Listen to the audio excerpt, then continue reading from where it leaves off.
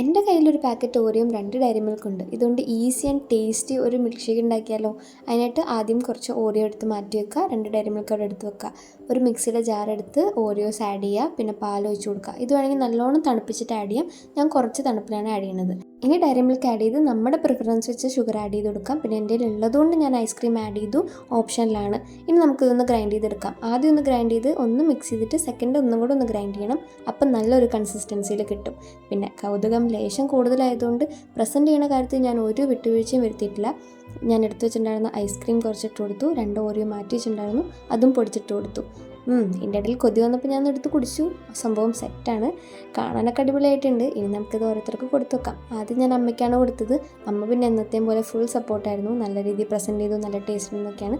ഇതെല്ലാവർക്കും ഇഷ്ടപ്പെടും. അച്ഛമ്മയ്ക്ക് തണുപ്പിൻ്റെ ഒരു സീനുള്ളതുകൊണ്ടാണ് ഇങ്ങനെ കുടിക്കുന്നത്. എന്തായാലും എല്ലാവർക്കും ഭയങ്കര ഇഷ്ടമായി. മസ്റ്റ് ട്രൈ ആണ്, സിമ്പിളാണ്. അപ്പോൾ ഇത്രയുള്ളൂ. ടാറ്റാ.